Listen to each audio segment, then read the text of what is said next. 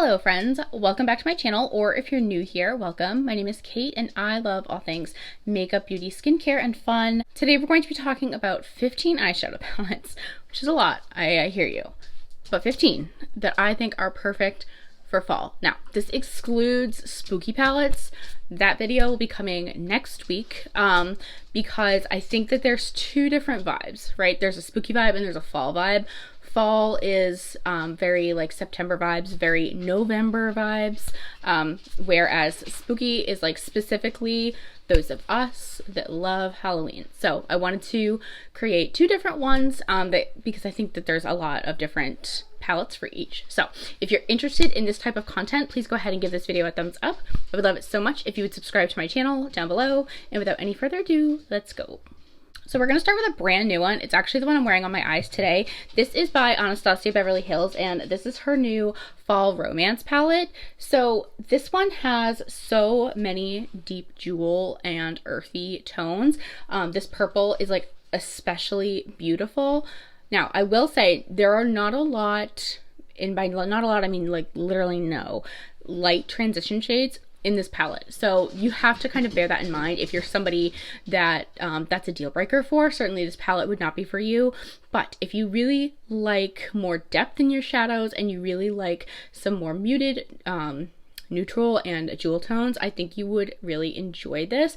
It is the typical Anastasia Beverly Hills formula, so there's quite a bit of like kickback in the pan. That being said, they're also super pigmented on the eyes.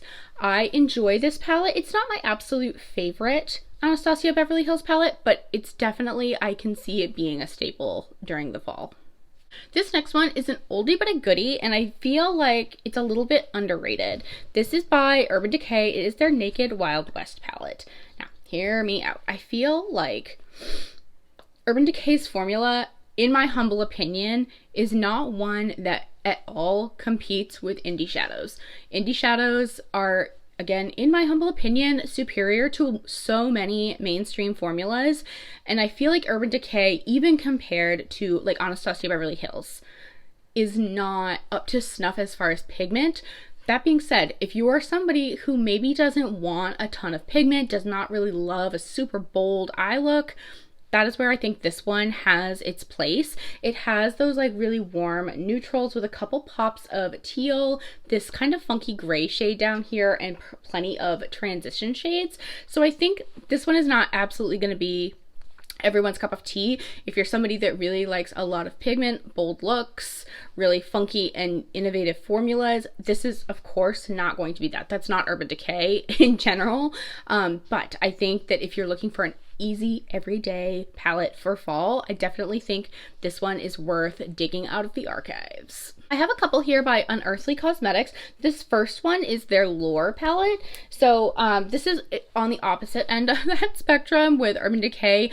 Unearthly makes one of my favorite eyeshadow formulas, and I really love all of the palettes that I personally have tried from them so far.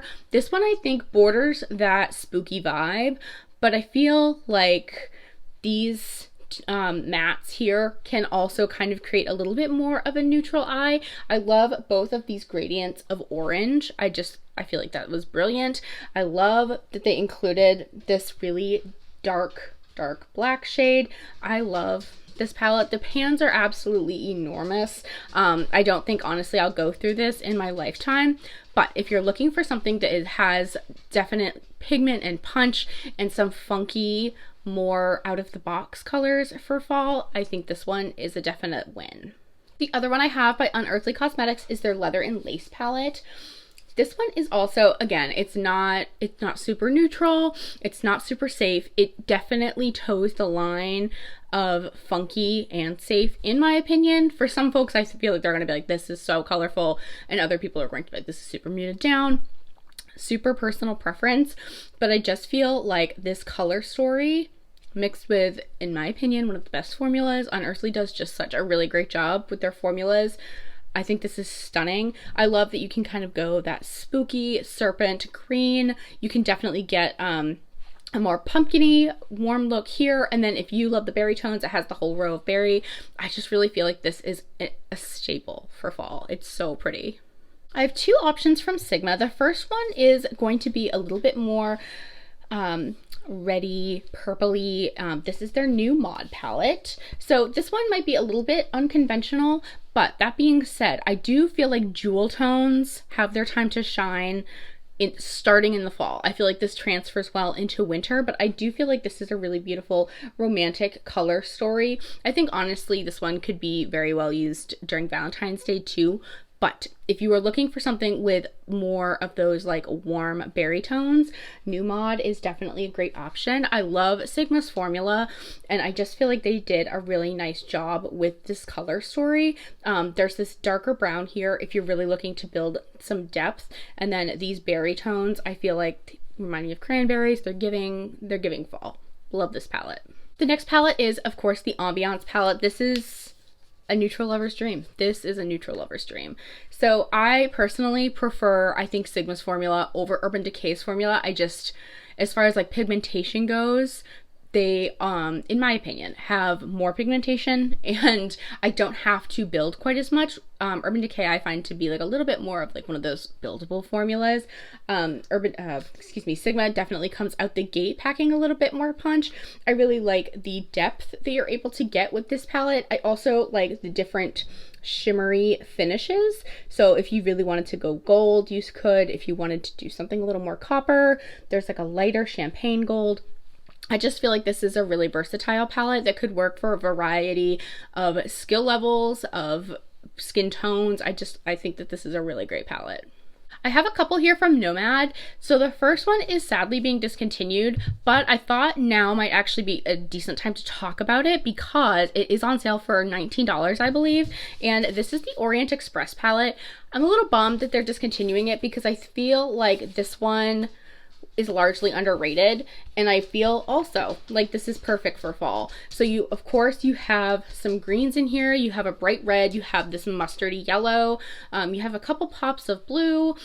This shade right here, it's called Venice, is a super special shade. So in the pan right now, it's looking very gold, but it does have some green shift to it as well as a little bit of a purple shift. I think this was before its time. Like, I think I can see how people might not be head over heels because it is pretty neutral heavy also, but I can also appreciate these pops of color and how they can be used to create a really stunning and beautiful look. Again, this is being discontinued, but it's on Nomad's website right now for $19, which is I think a pretty fair price considering the normal price is $40. Nomad is another one of those indie brands that I just love. I trust their formula. I have a plethora of their palettes, and this is a hidden gem in my opinion. This next one is newer from Nomad.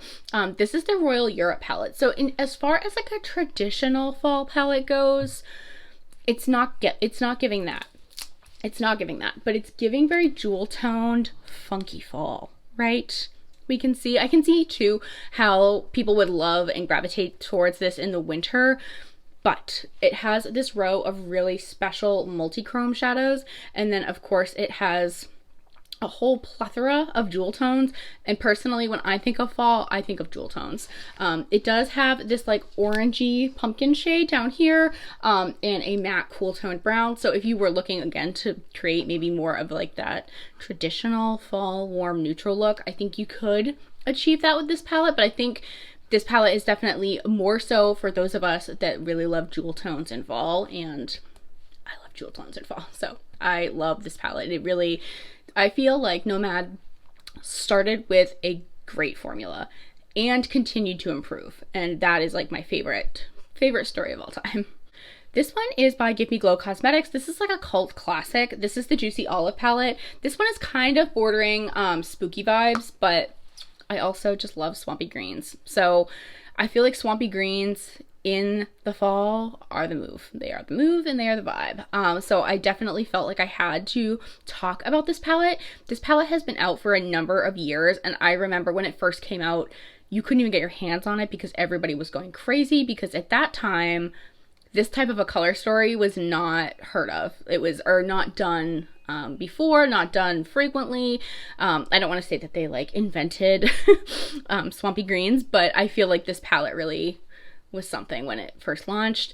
They do have a more thin formula, Give Me Glow does, so it's not my absolute favorite formula to work with, if we're being honest. Odin's Eye is probably like one of the top, same with Nomad, and same with Unearthly Cosmetics. This one's a little bit more thin. That being said, I still don't find it difficult to work with. I don't find it difficult to blend. It's just a little bit different.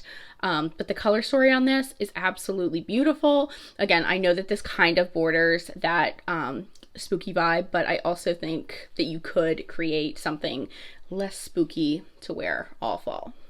This one is a little bit out of the box. This is Michaela Pot 2. It is the smaller of the two palettes, and I thought this one would be a good add because it has, of course, like the warm toned neutrals, but then it also has some cool tones and pops of green. This green, I'll admit, is not maybe the most fall green. It's giving St. Patrick's Day, it's giving Christmas, but I think when you mix these greens with maybe these more neutral tones, you definitely could create something that is fall inspired and fun and maybe a little bit different.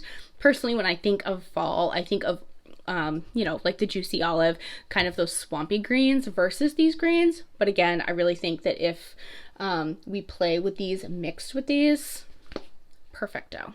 Next we have one by Laura Lee Los Angeles. This is her Whimsical Nudes palette, and this one I think is just like the epitome of fall. Like this is my perfect fall palette. As in terms of, it doesn't have those jewel tones, but it has those really classic warm neutrals. It has shades here to build depth. It does have a couple of funky greens, and then again it has some more light shimmer shades, a really light transition shade.